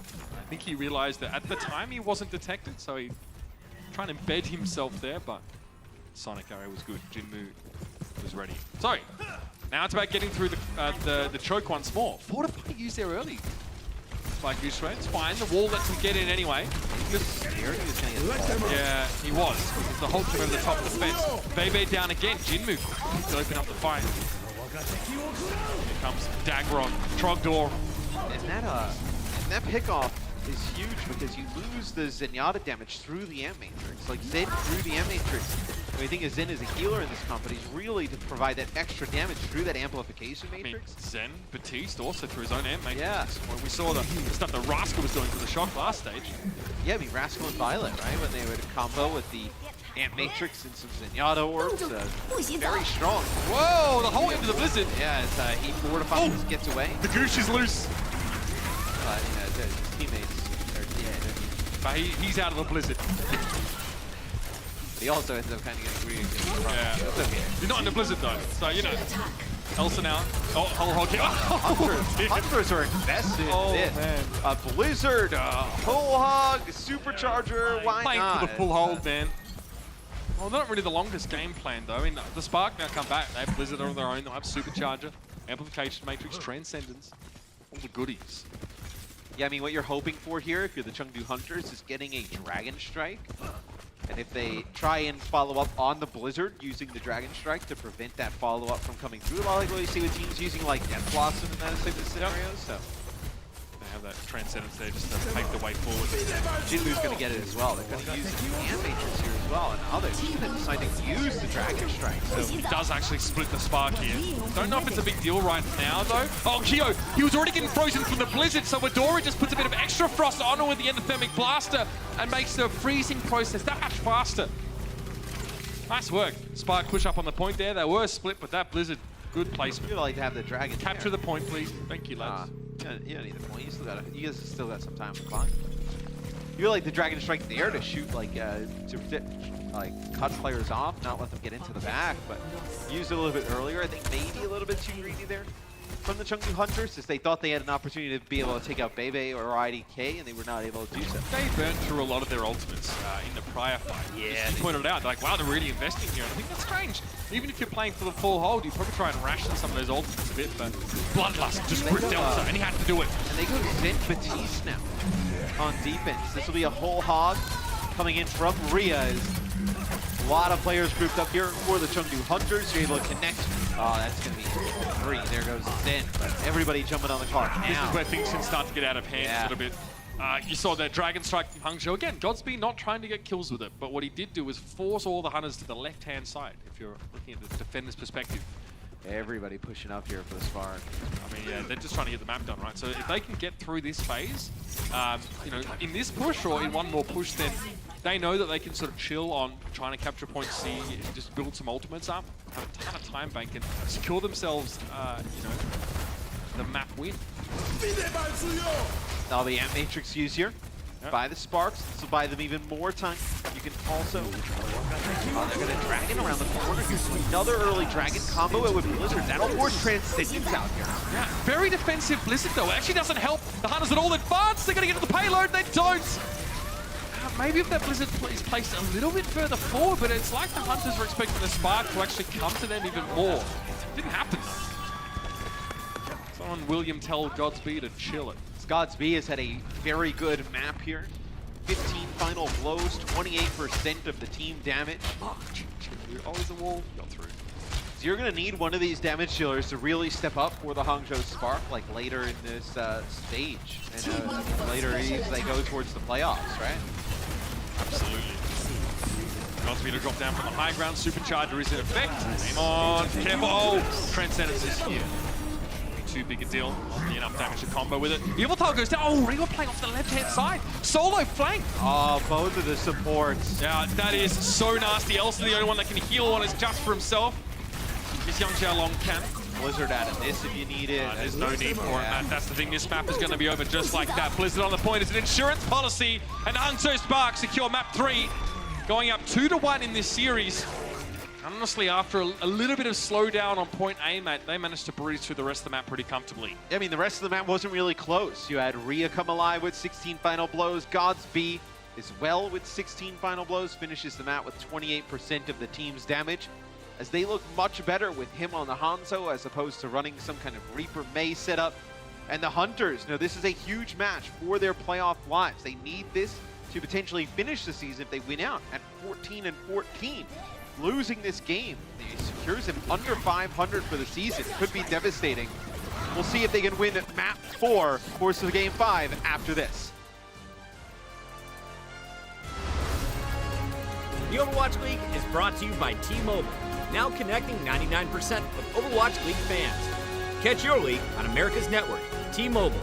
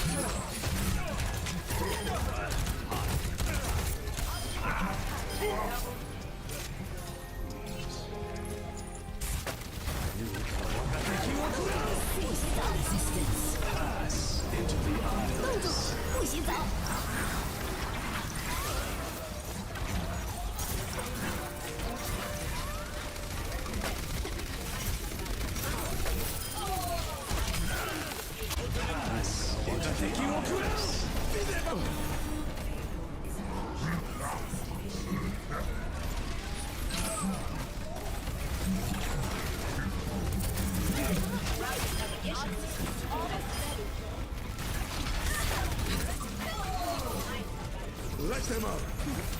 冻住，不许走。 Victory here will give the Hangzhou Spark those coveted top 12 spots guaranteed as we head in towards our playoffs. Obviously, they'd like to do a little better game to that. The top 6, stay in the top 6 at the very least. But, you know, as was pointed out at halftime, Matt, they have a kind of rough schedule. They've got some what we'll call quote-unquote expected losses, where they're definitely going to have tough opponents in the Gladiators and the Dragons. So getting top 12 for them is the first step, and here today is where it can happen. Yeah, and it's also extremely important for the Chengdu Hunters. So you take a look at the map set here, Havana. Our fourth, potentially final map. We'll see. Maybe the Hunters can win the bookends of the series, send us to a Game 5. But for the Hunters, it's even more than just winning this game and trying to get to 500. Like Emily mentioned, you know, they have not had great success against the other Chinese teams in the league. So to lose here to the Spark, especially with a lot of playoff implications on the line, when the Spark have been struggling, it'd be a really tough loss for the Hunters. And it's got nothing to do with, by the way, with you know, Chinese players' knowledge of how they play back in their own regions. I mean, yeah, most of Hangzhou Spark obviously are from South Korea. So Guxue surely has some intel, I guess, on Chengdu, but it's not a thing. You know, it's just been the way it's turned out. There's not been a specific reason for it. Not one, at least, that you know, analysts have now put their finger on yet. I welcome wild speculation. I'm all good for that. Out of the gates here on the attacking side is Chengdu. They've got the McCree, they've got the Hangzhou, they've got the Zenyatta. So this is, I mean, this is a comp that's out to do mad damage.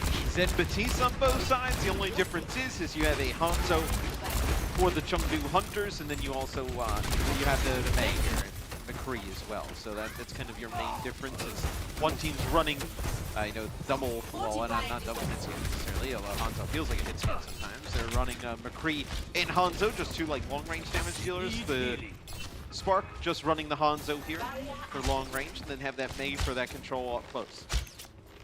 92% on Godspeed towards his ultimate. He's done 66% of his team's damage so far. Yeah, early Dragon Strike.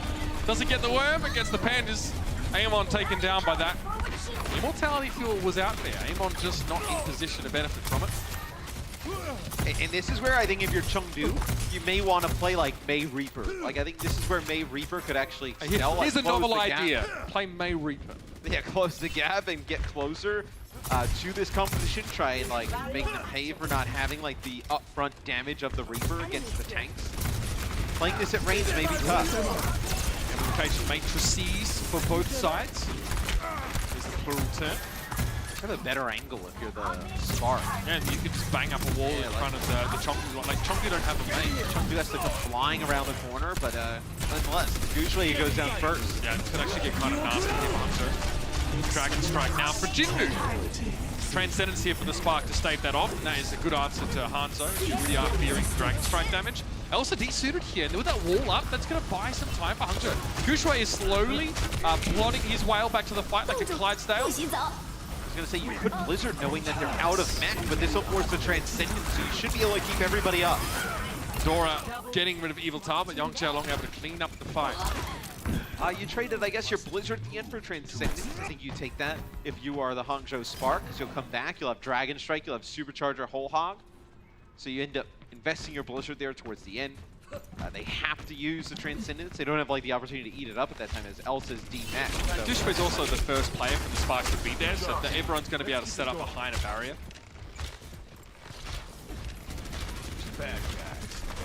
Sonic Arrow fired off just yet. Here comes the Amplification Matrix though. Defending the Spark trying to put their foot down here. Dragon Strike leaving a little bit to be desired. Plenty of warning for the Hunters that was coming. And I mean, they did get slightly split, but were not under any pressure during that time. So that one there didn't come up great. Supercharging though now for Hangzhou. They get Chengdu early. Amplification Matrix to Young Xiaolong trying to find the right angle. Guxue in trouble. Mortality field thrown down. Gave Guxue enough time to get away. Eventually Young Xiaolong catches him, but Ria's now on the flank.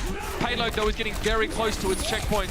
Young Xiaolong evading Ria for the time being. That self-destruct might make life a little hard, and yeah, Bebe is felled by it. Elsa threw it in the back corner. It's just Ria and IDK now, and they'll stall for as long as they can. Immortality field thrown out, keeping Ria up even longer. But that'll be it for IDK, and that'll be it for the first route of the map. You know, I feel like the Hangzhou Spark gave away an opportunity there. Rio is on the flank.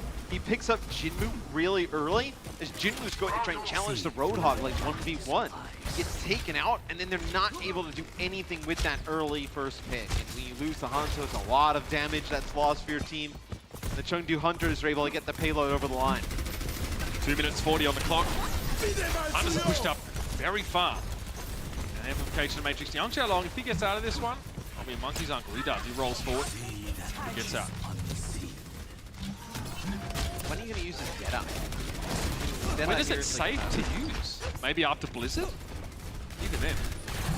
Oh, okay, there is Hold Hook on Kyo. It should be the starter's gun now for Hangzhou to push up. Sonic Arrow battle on the left side. Yeah, this area to use the Deadeye is really awkward. Like maybe use it around the corner to try and push people away, gain space on the cart. But you're so vulnerable from like all sides. That'll be the blizzard that comes through, and Young Xiaolong trying to get away from it, not able to do so. Young Xiaolong reminds me of Dio back when he was playing in his home region, forcing McCree into every situation that he could, you know. Even some here where like maybe Mei is just the safer pick in a team context. It's like, no, I want to go up there, I want to get these kills, I want to make the difference. I mean, McCree does get a little bit of an adjustment recently. Obviously, if you're playing on live, you know, and it's new to the Overwatch League with how fast he shoots. I just don't feel like it's making a huge deal right now. In terms of like, there's so much shielding, right? And, so much like poke damage, and then Mei can control so much space with the tanks. It's difficult to find use of the McCree. Yeah, his damage output is definitely higher though if he's hitting his target constantly. Oh, the rate of fire is way faster. Deadeye animation on the left side here. Over on the top high ground. Yeah, real chance of much to be done. Young Xiaolong pretty quiet there. Ria trying to work on that outside gear. So the Hunters have a look in. The player advantage. Young Xiaolong is cleaning up quite nicely. This is where you want to be now. Like late in the fight, 3 players are down. You can start flanking. I mean, this is super trouble. Immortality field and the Arista shield in the back corner. Eventually, they are shelled out. And now we push back the Spark. Well, let's see though, if the Spark can get back in touch, Adora will have Blizzard, and there will be no Transcendence on the other side to deal with it. So yeah, that could be very difficult for the Chengdu Hunters to deal with, especially because they have to stay on the cart. This is clever though, they're just keeping Elsa on the cart, right? So they're playing off the cart. The thing is, if Elsa gets blown up, then they have to commit, and that's where it gets tough. That wall makes life a little bit hard. Young Xiaolong can hear some keyhole to fire through. Okay, it works out. So playing off the cart has been good. They get Bebe so far. Blizzard comes down. Who's really going to get affected by it though? Godspeed's missing after getting just the one pick. Young Xiaolong standing inside that immortality field. Yeah, pretty nice setup there from Chengdu. Play off the cart, use the high ground, force them to collapse onto your diva and then punish them for it. Nicely done, Chengdu. They'll get a crack at the last part of the map with 90 seconds. Yeah, and Elsa actually uses Defense Matrix, tries to eat up that Blizzard, and once he realizes that he's not able to do so, he just launches his self-destruct up in the sky, prevents some kind of follow-up there for the rest of the Hangzhou Spark. Does a nice job also pushing out IDK once he gets back in his mech up on the high ground behind the end. That was a similar play to what we saw Toronto try to do against Seoul on attack on Junkertown. If you're watching earlier today, it was Gods actually just trying to move the payload while the rest of the team was on the high ground with that Bastion. Alright, Jinmu, what have we got? Longer range Dragon Strike. Again, this splits the supports and the damage dealers of the Hangzhou Spark. Again, that isn't really... Rio went a little bit too far. Guxue. Deadeye cancelled by Young Xiaolong, or cut off halfway through Dragon Strike now as well. Still pretty close. These are slow-moving projectiles, but it was still enough to take down Elsa. He was held in place because he was being de-suited, so he got de-met right into the Dragon Strike. Young Xiaolong now looking for more kills, battling it out! He's not going to win though. This could be big actually, a bit of a momentum shift now, but Godspeed gets caught. Getting rid of Young Xiaolong could have been the turnaround point for Hangzhou, but they lost Godspeed. And now they wait for the payload to push up and they get a really close Blizzard. Keep an eye on where Adora is going to be Guxue going to switch to the Widowmaker here. Maybe trying to get like a cheeky angle for a pickoff on the McCree. He's going to try to stop Not finishing expecting the it, map. yeah. He'll sit in the way back corner here. There'll be a blizzard eventually. Amon shield takes him down. Godspeed, supercharge him. He'll just get once. Yeah. Eliminated. Amon there, making great use of that amplification matrix, and that Transcendence looks pretty sad. Adora needs to stay alive. He needs to get the blizzard. He goes to the ice block, lets the blizzard go. Amon trying to chase him down. Jinmu's removed by Rhea though, and here comes Rhea. Whole Hog going to be coming into the blizzard now. Try and get some of these pickoffs, but Yang Xiaolong, great positioning is McCree. He's sitting back and safely, and the Spark went straight into the Peacemaker as he just makes heads roll. Guxue hit with a Discord Orb. He quickly is taken down. IDK doesn't even have a chance to contest. I feel a map 5 in the air. Oh man, Kyo actually connects with a headshot through the Amp Matrix from really far away there onto IDK. As soon as he set up his Amp Matrix in the back, so you lose some of the damage or healing that Batiste could have put down through that. You had God's Beast set up back there as well, but really nice headshots there from Kyo. This is Yang Xiaolong's positioning. This is after, this is after they fully committed to the rest of his team. Like he just flanks around. Minutes left. 2 quick kills. Yeah, he was sleeping off the hard work that he's done. And McCree? Yeah, he put together 10 final blows. I mean, he's actually, since when we were talking about him when they were kind of like going from point A to point B, he was like middle of the pack in terms of like the percentage that like he's dealt in terms of team damage. By the end of the game, you see there, once he got into that open space, jumps up to #1. Difference maker on the attacking McCree. Defensively though, something a little bit safer perhaps. The Widowmaker is the pick. Do the Spark do his Hangzhou Sombra play now? We see a couple teams do this. I wouldn't be surprised if this is like the kind of thing that you switch off. Awful start. Yeah. I mean, like this, you want to try and punish the defending team for playing close. I don't know how close the Hunters will play though. This is a setup though on defense for the Chengdu Hunters that we saw. I believe it was a Washington Justice use. Remember when we casted Justice versus Titans? Yeah. They ran this, and then they had, at that time, it was Stratus playing right above the spawn, exactly where you see Jinmu was going, and it was so difficult for the Titans to deal with. So God's Beast has to somehow try and find a shot. Because there's Farah, you can hover above this spawn pretty much indefinitely. The Titans couldn't break this. The Vancouver Titans could not break this setup when they played the Washington Justice. Godspeed has to go for rare shots here. Using trying to find headlong into him. Oh, Jinmu! The air shot. Yang Xiaolong getting rid of Guxue there as well. So even if Godspeed is being resurrected right outside his spawn, fair enough. So IDK wanted to get him back in the fight as quick as possible. Still, I mean IDK. His only option is what? To stand there and just like heal somebody else or die, right? So you may as well try. Jinmu there as well, sliding down the roof. His rocket boost cooldown is still active, like it still cools down while he's sliding off, so it nails him just to stay up here. Look, this is pretty filthy, but I guess you can try it at home. It's pretty safe as well. Really hard to find the sightlines on him.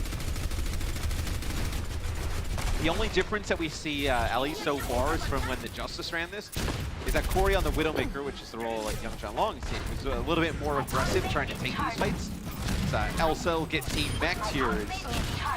That'll be Godspeed picks him off. Jinmu does earn himself a barrage. Yeah, I think but you do lose your tanks here. Jinmu goes for the barrage here, but that was Prosecutor respawn level. So the Spark do break this hole. Yeah. Let's see if the Chengdu Hunters decide to change off of this. Jinmu will go Hangzhou. Does Yang Xiaolong decide to stay on Widowmaker? Does he want to play something like a Mei? Not in the second phase of the map. Are we behind in Blizzard percentage as Adora is looking? Yeah, they're behind on a lot of ultimates because they switched up. Yeah. And Hangzhou fought like 3 unsuccessful fights, so even though they lost, they're not behind an alt economy. And with Jinmu out of the picture, this fight might be over really quick. The Hunters need to extend it anyway, though. I mean, they need to make this fight long. Giving them a lot of time here will be difficult. It's not looking good, man. Re-emphasis should begin on the hook, Elsa. Young Blood, this time you can hook first when your opponent is low enough. Supercharger removed quickly. Rhea just has to try and hold on for dear life here. Can't take a breather while you go for the whole hog. It don't matter though. The Spark get to that second part of the map. And they hold on to some key ultimates. You have Infrasight, you're going to have Blizzard, both your support ultimates. And you know the Hunters are not really close to any of them. Keep switching. Kyo now on Zenyatta. Well, No one can hide. it's the Spark pushing up here. They have a lot of pick potential between the Roadhog, obviously. The Zenyatta also provided. I feel like they could have been way more aggressive at the beginning of the game with that Pharah Widow comp. Like, I feel like, remember when we watched the Justice play, like, going back to that, like, the Justice were just way more aggressive. I believe they even had, like, a Roadhog in that instance. I think they could have played that a little bit more aggressive, I think. Yeah, it looks like they laid off on it a little bit there, and Farah wasn't able to have the impact that they needed, I think. Jinmu was just sort of floating around. And Kios did again first. Yeah, because you lose that fight, at the beginning you give up all these ultimates. That's how this is all happening. This is not a good sign for Chengdu here. They're giving way too much progress over, and look at this. Guxue just cantering behind the payload. Hangzhou along. Oh gosh. Chengdu, I mean, no D to speak of. Watch the game of NBA. What's crazy about this is that, like, we just saw the Spark play the other day against the York. It was a very close game. Like, Chengdu 4-0, now what, the Spark are going to come back and beat the Hunters 3-1? Like, how does that make any sense whatsoever? Proves that the transitive property is nonsense. I think it's just, I think one of the more interesting things about Stage 4 as we go into the playoffs, Will, is another first pickoff here in favor of the Hangzhou Spark, is that I feel like teams are really figuring out... Someone pay attention to Guxue, please! They're not. I mean, they're just trying to dive on the cart and die. You see teams, I think, still figuring out how to play this on the fly, so to speak, and I think you're seeing them experiment with different things, like where can we run Widow, where can we run Hanzo, like against what kind of composition do we need to bring Reaper in, right? And I think you're still seeing things develop, which I think will be interesting like 2 weeks from now where we're at. Yeah. I think if you're the Hunters now, you're just like bleed time. You're probably accepting that the Spark might eventually win unless you put together some god tier hold. And you'll know that if the Spark finish, you'll get a time extension yourself up to a minute. So it's about trying to keep those time makes as close together as possible so you can do another one of those like Farah Mercy, try and get this like really nasty hold outside spawn. But look at the Spark map. They have been banking. They're about to go on a shopping spree now. Blizzard comes in, oh, great hold, great hold. I mean, they realize they're not getting out of this Blizzard. They have the Transcendence, which is still a viable counter, especially when there aren't any one-shotters really lurking on the other side. So Rhea gets Jinmu here, the Blizzard comes out. The Blizzard was excellent. It just had to be covered with the Transcendence. Kyo goes for a Transcendence now, but his team's already a little short-handed. That wall means that the Spark have to hold off for a moment. If they back off, they realize they don't really have the momentum. They lose Guxue. I mean, you needed Guxue in that position to try and set up like halt hooks in the choke, and you don't have that main tank. You have to back out. So this would be a crazy... This would be the most Chengdu Hunters hold ever if they let them just roll them for the first 2 points and then put it together at the end. Oh. Hangzhou long down. Guxue even going to look in there. Kyo in the back corner. Guxue regretting not being able to connect that shot. Actually, there's no way that Kyo's going to pink him from there now. Guxue. Now Rhea just going to go get rid of him the old-fashioned way. Jinmu's down now. This is very bad. And Chengdu have no ultimates to work with here. They're going to try and stay alive for as long as they can, but that Maywall looks average. The Discord Orb stuck to, obviously, to aim on. And yeah, Payload going to get across now. It'll be the Doomfist down here from Jinmu. He needs to find an early pick and stay alive for long enough. But the wall! Oh, the wall! D9! Kyo's going to try and go to the point here, and that's about it. Jinmu gets there. It's just a second too late. And our extra innings is on the cards. The Spark are going to have much more time in the bank, approximately 90 seconds, maybe about 115 seconds more than Chengdu to work with. 2 minutes 44, plays 1 minute. We'll be back with extra innings in just a moment.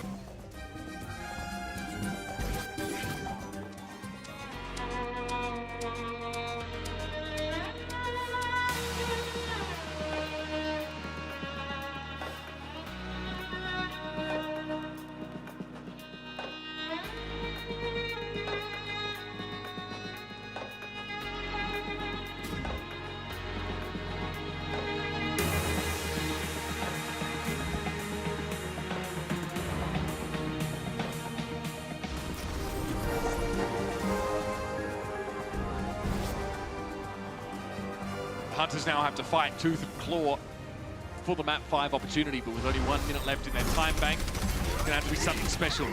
Bebe, look at this. I mean, don't get to see as much Zen lately. It's Bebe still providing. Catches Eviltar on the way through. Yeah. I mean, a good defense from Chengdu can lock this up. What we really want to see is if they can set a benchmark, if they can really push with 1 minute left, it's going to be close. They're going to go on defense, the Spark, and very close, like as close as they can to the door, and play May Reaper. We have not seen the Hunters play this. The Hunters may have to think about going back to the spawn and pulling out the Pharah. I think like if Jinmu pull out the Pharah here, I think they can give them trouble, maybe like Pharah and May. I think in this instance you could run. Hangzhou didn't overextend into the Immortality field. I mean, if they had extended any more, they'd be in Chengdu's spawn. Now, do we get a switch here? Or do Chengdu just... All right, let's just try the different door. It's like an episode of Scooby-Doo. Which door is the villain behind? All right, Jinmu down, though. Godspeed's found and playing close. Oh, they're making a half of that Hunters to advance. Elsa got frozen there for a moment. Godspeed is down, though. Now, the Spark are accepting and potentially losing a fight here. Look how much time is on the clock. They've already spent 3/4 of Chengdu's time, and they might not even lose the fight. They need to deal with Yang Xiaolong, though. Elsa gets to the high ground, but the Coalescence is keeping him up here, and the Spark can hold strong. They have a Deadeye. It has to be something from that. Elsa now switches over towards the Diva, possibly for stall. Adora needs to be careful. The Doomfist comes in there, takes it by surprise, and Kyo finds the kill on the May. Amplification Matrix is thrown down. Yeah. The Spark maybe just want to save ultimates now. I mean, look, Adora has a Blizzard. You take the end to the next fight, there's potential. Chengdu, yes, they get rolling, but they pay 1 minute to even play the map. Akio will have a Transcendence, though. They're going to go back to the Hangzhou here. So against Reaper McCree, they feel like the best option is to go with the Hangzhou in. Yeah, it's really weird. Yeah. Hangzhou McCree. Hangzhou McCree. I guess they have the range advantage over both Godspeed and Adora. Like, you don't have the hey, Yang Xiaolong may have overextended here. Yeah, you've been up more than you can chew today, son! What was that? Trying to go for flashing 6 people. I mean, it's a pretty thing to look at, but it didn't work out. Here's a Blizzard over the point. Now the Dragon Strike's able to cut through and take down IDK, though. Guxue brings the shield up, and Ria brings the Hunters down. And the look on Elsa's face about sums it up. Hunters couldn't really have asked for too much more. And that is the problem sometimes with the McCree. It's not a safe pick. It requires you to be able to be aggressive, and as soon as the Spark saw Yang Xiaolong on his own, they made a beeline towards him and thumped him. I think when you look at both heroes just kind of, on their own, and you compare like where McCree is right now to where a lot of people and, a lot of the teams, look at where May is, and I think you just get so much more value out of May, being able to split teams off with the wall. Blizzard as an ultimate over Deadeye, we were talking, like there was really not a great opportunity to use Deadeye. Set up Ria's bot as well. Yeah, and May obviously can get into Ice Block, heal herself. A ton of survivability. Her right click, her alternate fire, like the icicles have no fall off damage, so you're able to put down like decent amount of shield pressure, where I think McCree, you kind of lose a lot of that utility that May does provide. 2 minutes and 44 seconds on the clock, and just over halfway to point A is where the Spark need to get this payload. Chengdu are going to go for the Pharah play again, so again, it did take the Spark some time to break this. It's still possible. They just have to play aggressive with it. Yeah. Well, they have to, yeah. I mean, if they can get a pick off on Elsa as well, we saw how it fell apart with Chengdu there. Get rid of Elsa and then Amon is much more susceptible. They can ignore the Pharah to some degree. Get value out of Guxue shield. Pharah's not great at breaking Guxue shield. Rate of fire is not high enough to meaningfully pressure it. Poison mine up high. Godspeed has to know to look at Pharah. There's a shot in there. That's dangerous, Jinmu.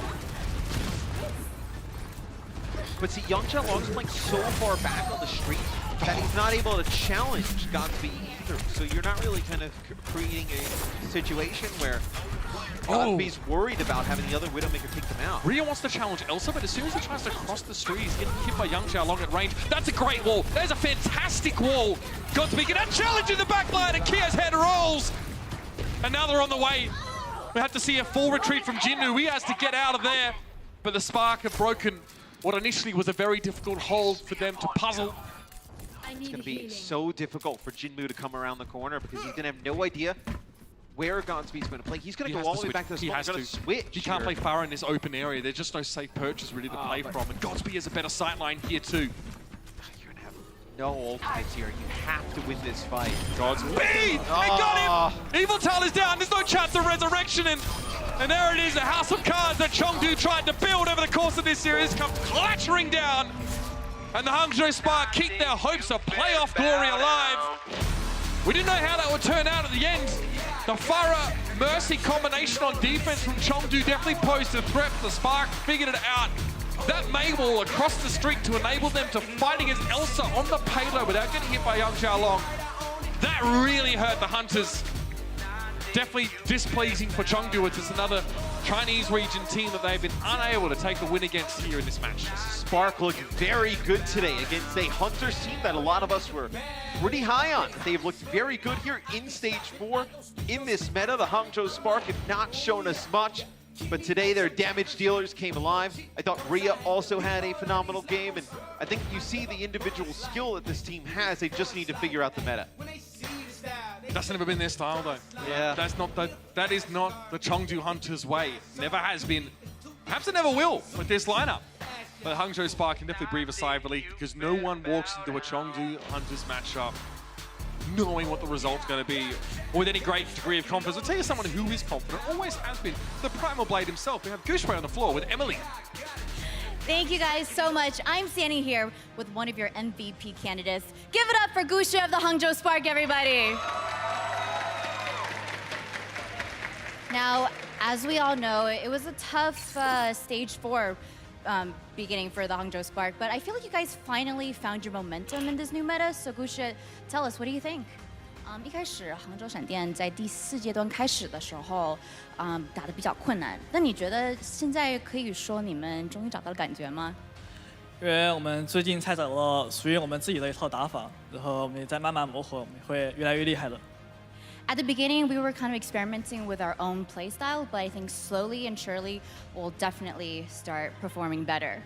Now, would you say you're confident in holding down that top 6 spot? 你有信心能保持这个前6名的位置吗？我觉得我们能进前6，进季后赛。I definitely think we can stay in top 6. And finally, I just want to switch gears a little bit. You are in the running for MVP candidacy, and I know that this was something way before the season even started that you said you wanted to be this year's Jonak, and this was your dream to be the MVP. So now that you're in the running, how are you feeling?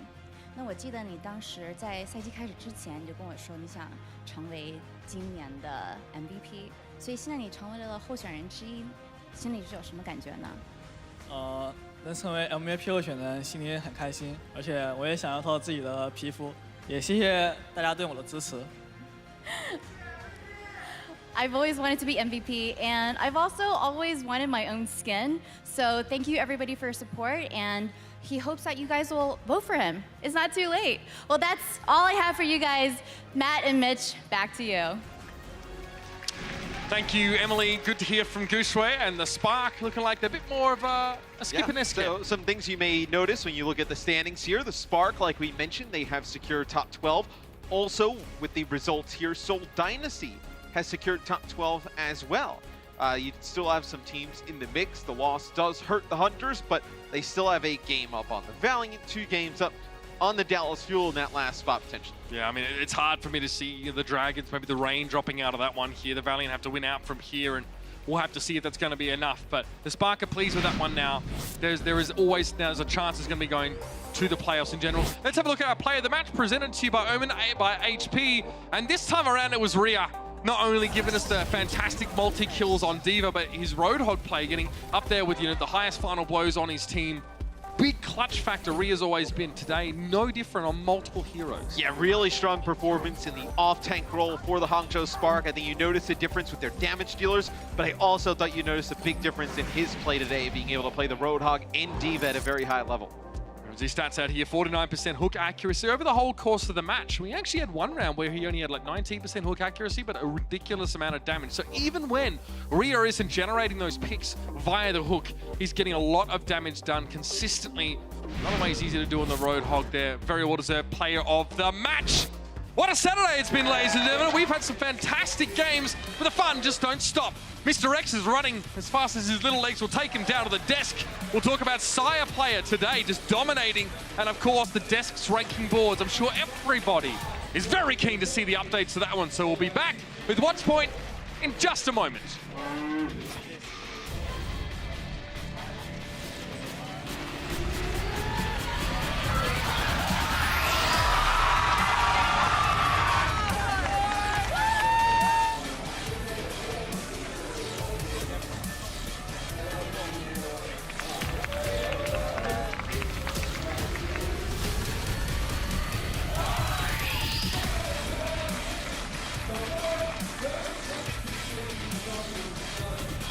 The Overwatch League is brought to you by Toyota, official North American partner of the Overwatch League. Toyota, let's go places.